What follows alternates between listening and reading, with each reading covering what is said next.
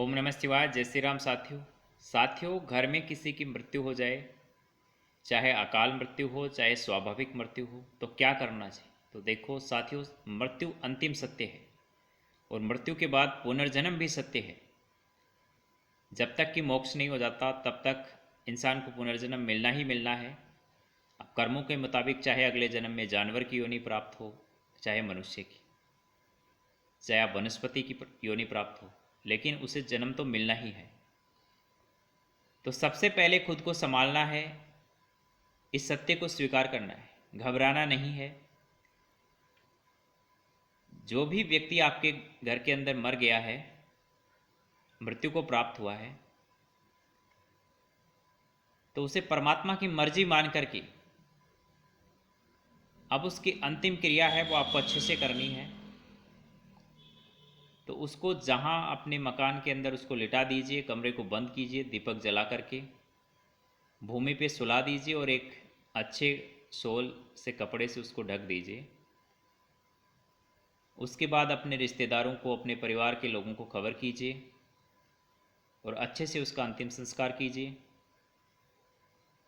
पूरे विधि विधान के साथ। और अच्छे से 10-12 दिनों तक पूरा पिंडदान करिए, उसको गंगा स्नान करवाइए, गंगा जी डाल के आइए और पूरा बढ़िया उसका कीर्तन उर्तन करवाइए। और 12वें के दिन शिष्य पूजन करवाइए।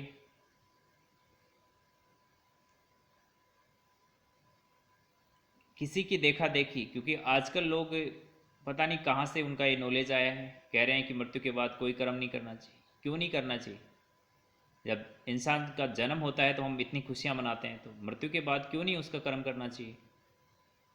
उसका भी तो आगे जन्म होना है ना। अगर उसके क्रियाक्रम ठीक से नहीं होंगे तो उसकी जो पुनर्जन्म होगा उसमें बाधा आएगी। तो हमारे परिवार का सदस्य है, हमारे कुल का सदस्य है, तो क्यों ना उसकी मौत के बाद उसके क्रियाक्रम ठीक से किए जाएं। तो साथियों, ज़रूर खुद को संभालो। किसी के आने या रहने या ना रहने से कोई फ़र्क नहीं पड़ता, संसार तो चलता रहता है, चलता रहेगा। लेकिन आपके परिवार का सदस्य है तो उसके अंतिम जो क्रिया है वो ठीक से करो। और देखो साथियों, कोई भी बच्चा अगर गर्भ में नष्ट हो जाए तो उसकी कोई क्रिया नहीं होती है, यानी कि पैदा होने से पहले अगर वो नष्ट हो गया, मृत्यु को प्राप्त हो गया, गर्भ बीच में गिर गया, तो उसकी कोई क्रिया नहीं करनी पड़ती है।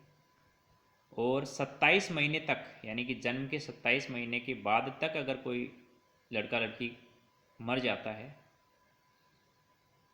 मृत्यु को प्राप्त होता है, तो उसकी भी, उसको भूमि में गाड़ दिया जाता है, या अगर आपके आसपास पानी का स्रोत है, नदी, तो उसमें फेंक दिया जाता है। उसकी भी कोई क्रिया नहीं होती।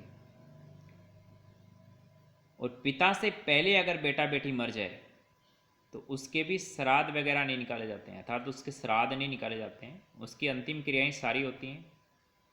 उसका नारायण बलि किया जाता है, विष्णु पूजा की जाती है, लेकिन उसके श्राद्ध नहीं निकाले जाते हैं। 12 महीने के बाद उसके जब भी श्राद्धों में हम निकालते हैं तो उसके श्राद्ध नहीं निकाले जाते हैं। इसके अलावा अगर बुजुर्ग आदमी की किसी की भी मौत होती है तो उसके नाम से 15 दिनों में, श्राद्ध के समय में ज़रूर श्राद्ध निकाले जाते हैं। क्योंकि हमें पता नहीं होता उस आदमी को मोक्ष मिला है या वो किसी प्रेत योनि में भटक रहा है, तो उसके नाम से दान पुण्य किया जाता है, गोग्रास दिया जाता है। भिखारी या जो ऐसे लोग जो सक्षम नहीं है अपना भोजन व्यवस्था करने में, उनको भोजन कराया जाता है।